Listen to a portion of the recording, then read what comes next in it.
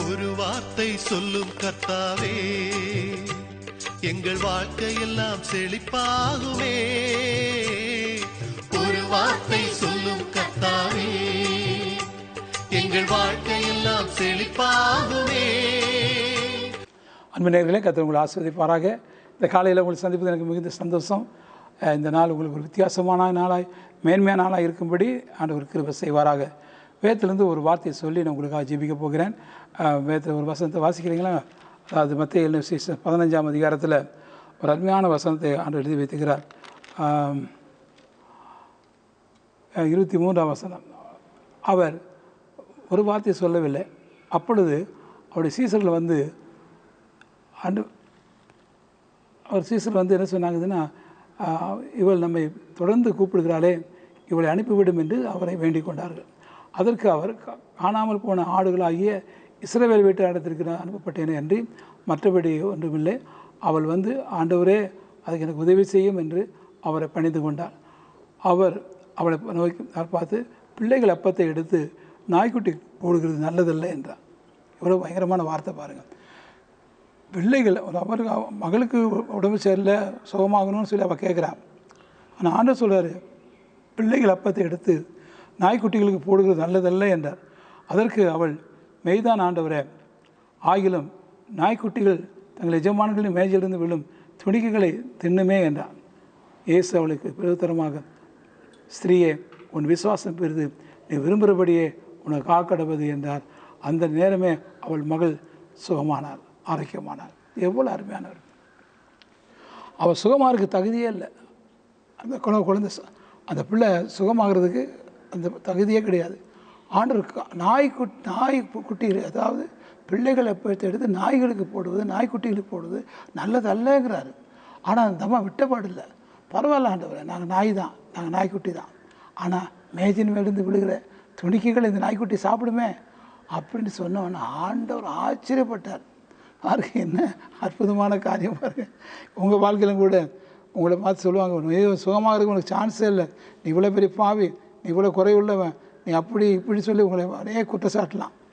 ஆனால் ஆண்டவர் சொல்கிறாரு, அதுக்கு மாறா உண்மைதான். ஆகிலும் நாய் குட்டிகள் சாப்பிடுகிற நாங்கள் எஜமான்கள் மேஜிலிருந்து விழும் துணிக்கைகளை சாப்பிடுமே என்றான். நம்ம பிள்ளைன்னு சொல்கிறதுக்கு தகுதி இல்லை.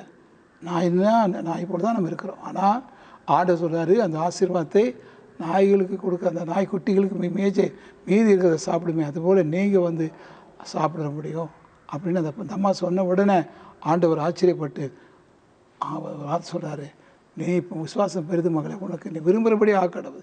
அப்போ அந்த பிள்ளை வியாதிப்பட்டு மோசமான நிலைமையில் கொடிய வேதனைப்பட்டுக்கிட்டு அந்த மகளை சுகமாயிட்டாங்க. அப்பொழுது அந்த திசைகளிலிருந்து கானானிய ஸ்திரீ ஒருத்தி அவடுத்து வந்து, ஆண்டவரே, தாவீதின் குமாரனே, எனக்கு இறங்கும், பிசாசினால் கொடிய வேதனைப்படுகிற என் மகள் வந்து பிசாசினால் கொடிய வேதனைப்படுகிற கூப்பிட்டார். என்பானேர்களே, எவ்வளோ கொடிய வேதனையில் அந்த மகன் இருந்திருப்பா.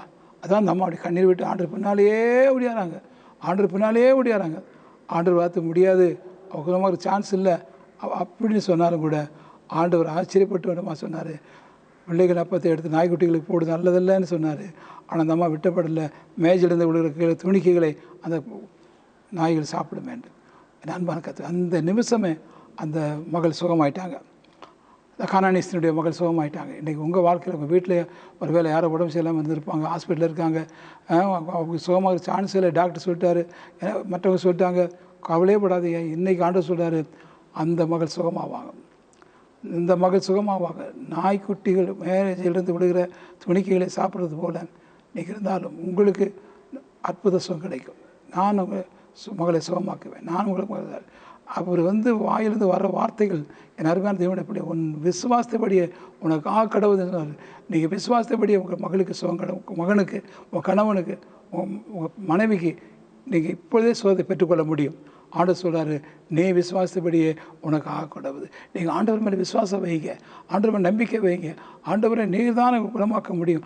டாக்டர் மேலே, நர்ஸ் மேலே இல்லை, உங்கள் மேலே நம்பி வைக்கிறேன். பிசாசா மந்திரவாதி மேலே நம்பிக்கை வைக்காதீங்க, ஆண்டவர் மேலே நம்பிக்கை வைங்க.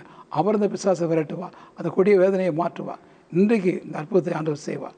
கவலைப்படாதீங்க. இப்போ நான் உங்களுக்காக நான் ஜெபிக்க போகிறேன். ஆண்டவர் நிச்சயமாக இறங்குவார். உங்கள் பிள்ளைக்கு அந்த கொடிய நோயிலிருந்தும் பேயிலிருந்து விடுதலை கொடுப்பார். ஜெபிக்கலாமா? அருமை பரலோக பிதாவே, இந்த அருமையான மகனுக்காக ஜெபிக்கிறான்றவரை வீட்டில் கொடிய வேதனைப்பட்டு கொண்டிருக்கிற மகனுக்காக இப்பொழுது ஜெபிக்கிறாங்கப்பா. அந்த முடியாது அப்படிங்கிற ஒரு சூழ்நிலை, அப்படிப்பட்டதான ஒரு ஆண்டவரே கிரிட்டிக்கல் சிச்சுவேஷன் தான் ஆண்டவரே. அப்பா அவங்க வாழ்க்கை ஒரு வேளை ஆண்டவரே பாவத்தில் சாபத்தில் ஆண்டவர் கெட்ட பேர் வாங்கி அந்த வியாதியோடு இருக்காங்களோ பரவாயில்ல ஆண்டவரே.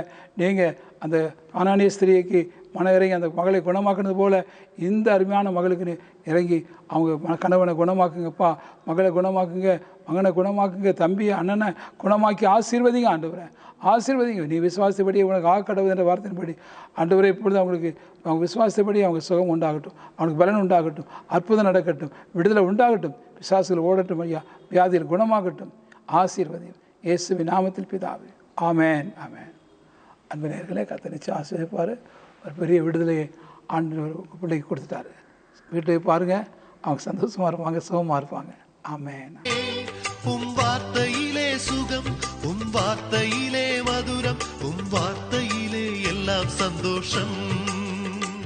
உம் வார்த்தையிலே சுகம், உம் வார்த்தையிலே மதுரம், உம் வார்த்தையிலே எல்லாம் சந்தோஷம். ஒரு வார்த்தை சொல்லும் கர்த்தாவே, எங்கள் வாழ்க்கையெல்லாம் செழிப்பாகுமே. ஒரு வார்த்தை சொல்லும் கர்த்தாவே,